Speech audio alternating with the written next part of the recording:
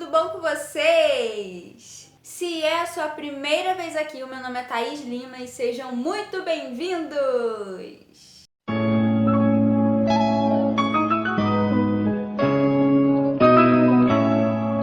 Em algum momento da nossa vida, os nossos planos são totalmente frustrados. E quando isso acontece, nós nos sentimos tristes, chateados, frustrados, impotentes. E aí acabamos colocando a culpa em Deus. E toda a raiva e revolta vai diretamente para Ele. Ai, Thaís, mas quem teria a audácia de sentir raiva de Deus? Ao contrário do que a gente pensa, isso é muito comum, inclusive entre os cristãos. Isso acontece porque nós queremos estar no controle de tudo. Isso nos deixa mais seguros. No nosso entendimento, os nossos planos são melhores do que o de Deus. Aos nossos olhos, tudo que a gente planejou é perfeito. Então, quando acontece algo que a gente não espera, aquele sentimento de impotência vem sobre nós, misturado com a revolta e com a raiva. Tudo porque a gente não reconhece a soberania de Deus, que Ele está no controle de todas as coisas. E isso acaba ferindo o nosso ego. Vou dar um exemplo aqui.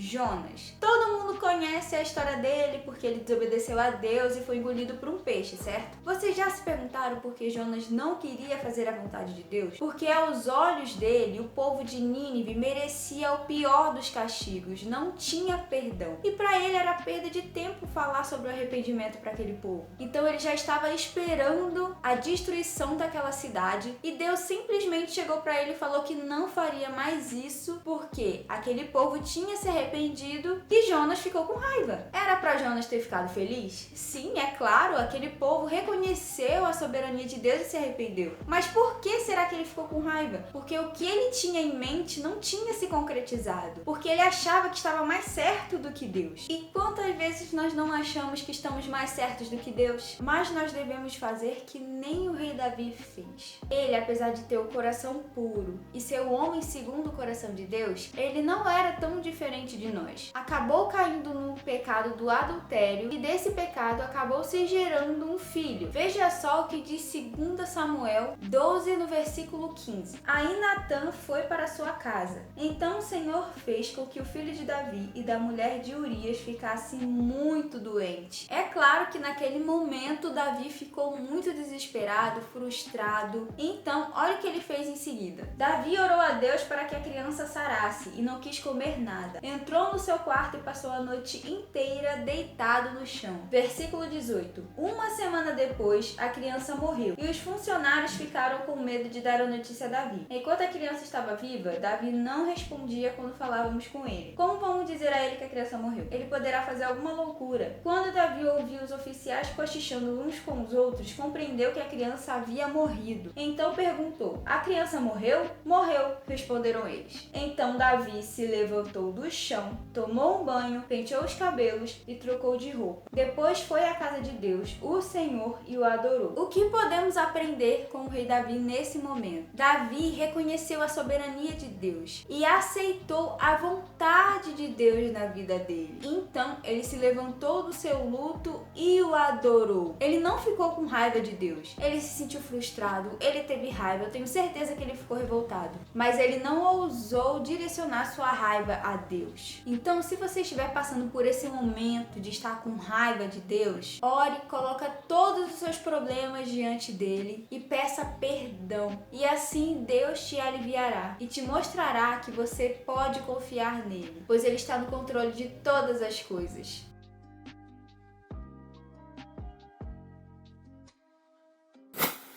E esse foi o vídeo de hoje, pessoal. Eu espero que vocês tenham aprendido um pouquinho mais da palavra de Deus. Se vocês gostaram, deixem um like, se inscrevam no canal, ativem o sininho para não perder mais nenhum vídeo e, é claro, compartilhe com seus amigos.